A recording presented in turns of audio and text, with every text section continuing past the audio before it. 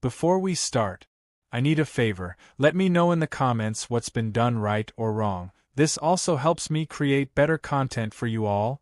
And now we begin. Let me know in the comments what's been done right or wrong. This also helps me create better content for you all. And now we begin. The weather turned faster than we expected. Thunder cracked just after noon, and the trail markers vanished behind sheets of mountain rain. Nobody wanted to admit we were lost, but when we spotted the A-frame cabin tucked between trees, unmarked, unlisted, and way too clean, we didn't hesitate. Emergency shelter, we told ourselves. The four of us stepped inside, soaked to the bone. No dust. No spiderwebs. The air smelled faintly of pine cleaner. One cot, 4 blankets, a shelf with canned goods, an old radio, and a long wooden table in the center, with a thick book resting in the middle like it had been waiting.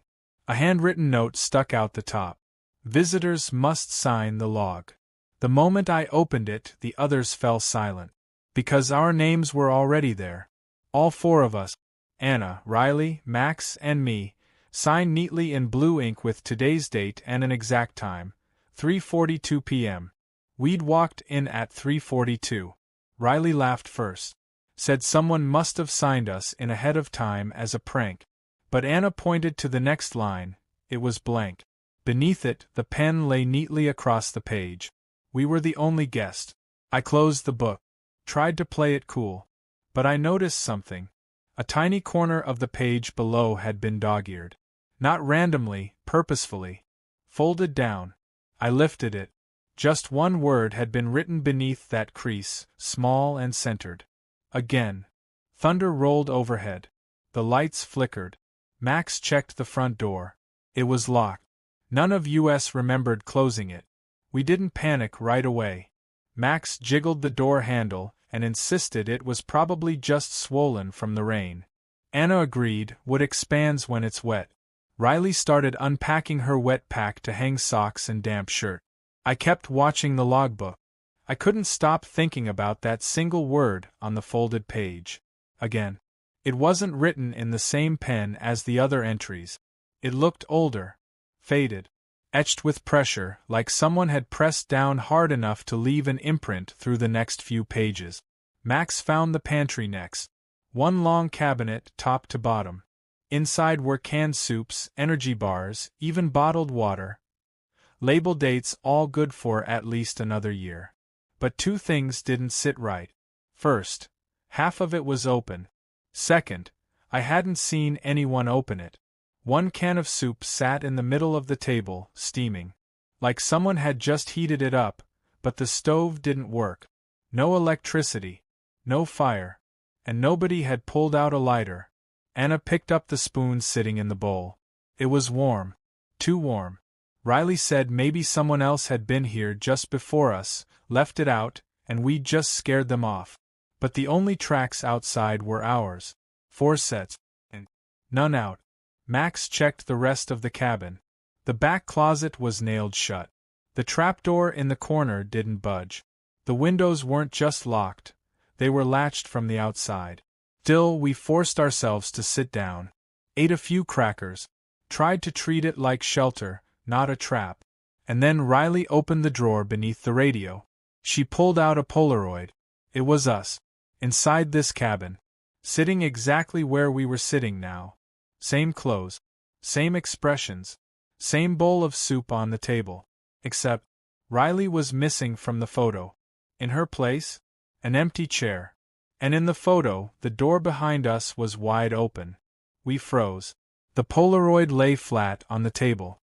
None of us wanted to touch it again. Riley stared at the empty chair in the photo, then at the one she was sitting in. I don't remember taking this, she whispered. We didn't either.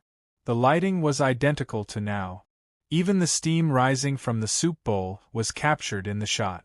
But in that photo, Riley simply wasn't. Max grabbed the logbook again. Flipped back to our entry. Anna's name. Mine. Max's. Then a blank space. No Riley. Wait, Max muttered, flipping faster. She was there earlier, right? She was signed in, I said. I saw it. I swear I did. But now? The page looked clean. like it had only ever been three of us. Riley backed away from the table, her eyes locked on the door. This isn't funny. No one's joking, Anna said, her voice low. That's when we heard the thud. It came from behind the closet door, the one nailed shut. We all jumped. Riley ran to it, banged her fist against the wood. If someone's in there, open up. Silence. Max pulled her away. We should go. Now. But the doors. He didn't answer. Just marched to the front and yanked. It didn't budge. I went to the window and lifted the latch, only to find the glass was gone. On the other side of the frame was a wall of wood. Not outside. Just more wood. Like the entire cabin was trapped. And then Anna screamed. The Polaroid had changed. Same photo. Same chairs. But now Max was gone too. Just two people left. Me. And someone sitting beside me, who I hadn't met before today. I pushed back from the table so hard the chair skidded. My breath came in short, hard bursts. Max looked at me from across the room, still very much there. Riley too. Anna clutched the Polaroid, her face ghost white. It changed again, she whispered. Look.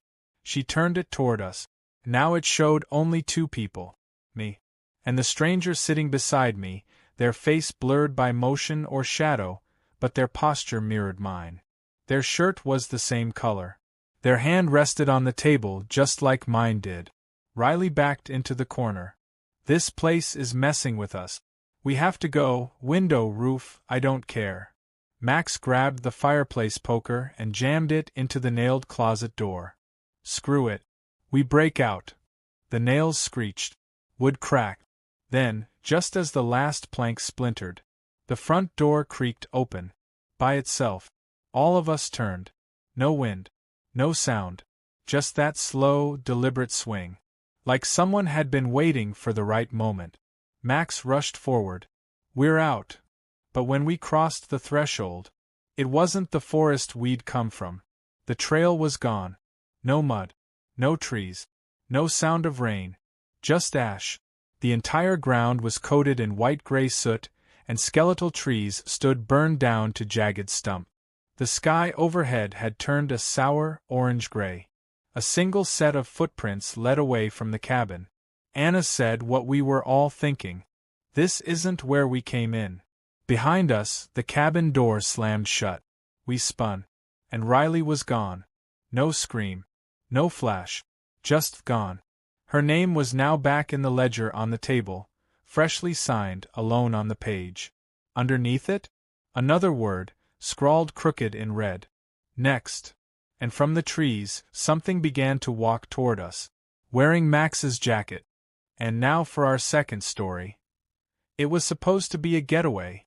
Emily booked the cabin through a niche rental site, one of those off-grid experiences with solar lights, a compost toilet, and no cell service. I didn't argue. We needed a break. Just the two of us, alone in the woods. The place looked normal enough when we arrived. Rustic, a little dusty. The kind of quiet that takes a few hours to get used to. Emily unpacked candles and a deck of cards. I lit the fire. We made dinner. Watched the flames. Fell asleep early. But in the morning, the bed faced the wrong wall. We didn't say anything about it at first. I thought maybe I remembered it wrong. Emily looked uncertain too, brushing her hair behind her ear like she didn't want to start the day on a weird note. Still, I felt it. Like we were being gaslit by the architecture. Then I noticed the photo on the nightstand. A framed picture of the cabin itself. It hadn't been there last night. Worse, it was taken from the outside, looking in, at this exact window. And though it was blurry, you could clearly see two shapes sleeping in the bed. One was us. The other was a figure standing in the corner. No face. Just a presence. I put the photo face down. Didn't tell Emily. We made coffee in silence, pretending it hadn't happened. But when I went to put the mug down on the kitchen counter, I froze. There were two mugs already there. Same mugs. Same coffee level. Still warm.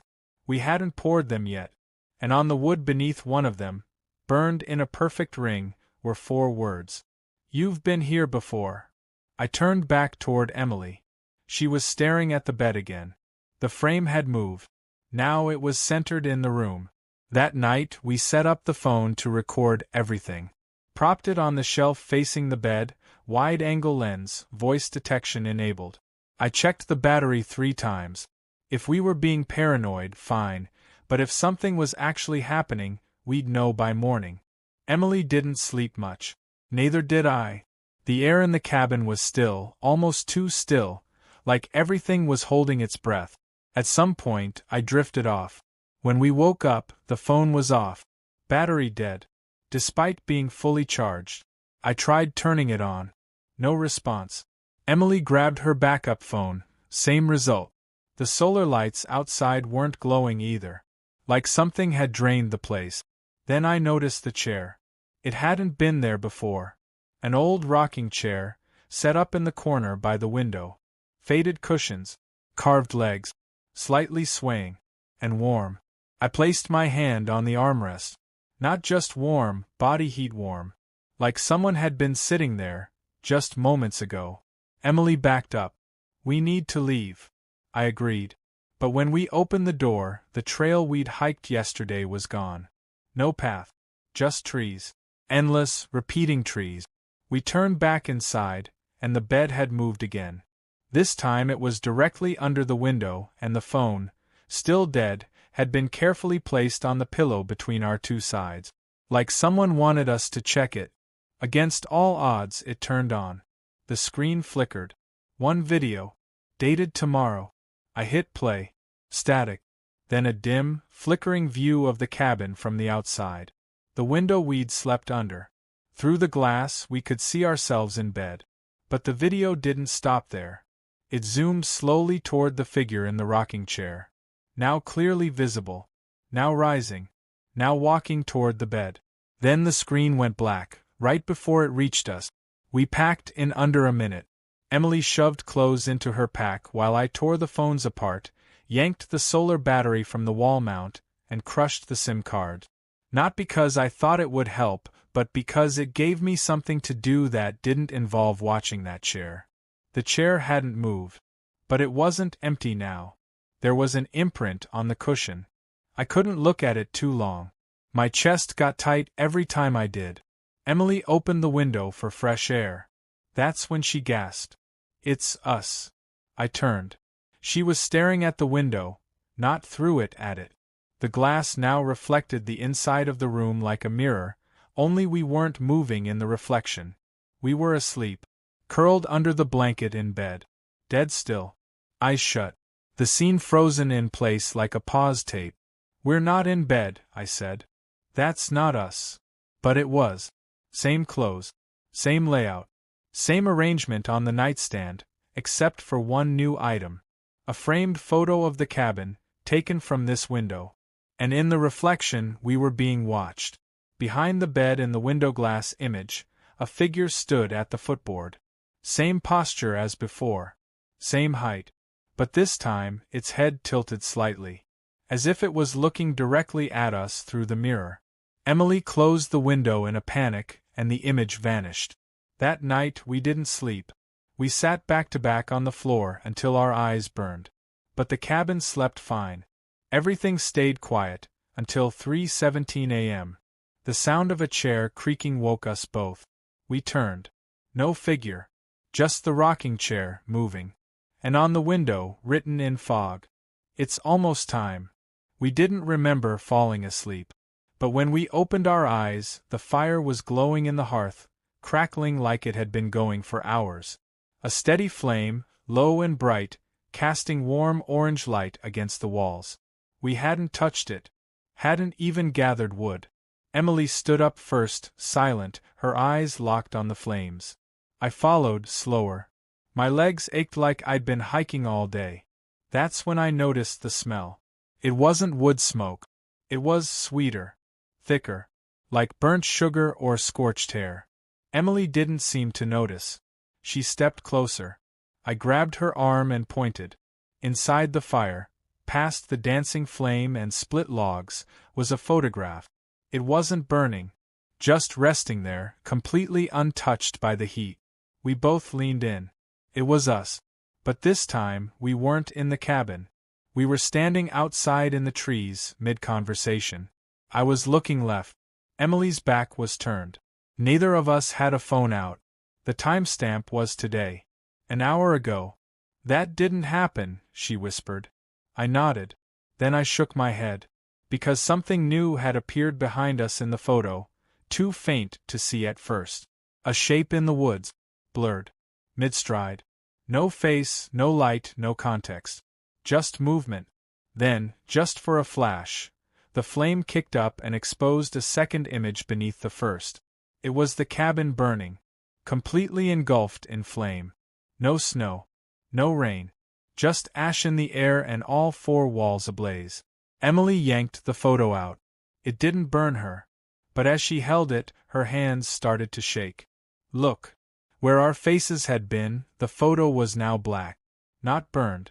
Erased. The only thing left visible was the fire. Still raging. And in the corner, a new note scratched in by hand. You can't leave if you never arrived. We ran. Didn't wait. Didn't speak. Emily grabbed the photo, I kicked open the door, and we bolted into the cold morning air.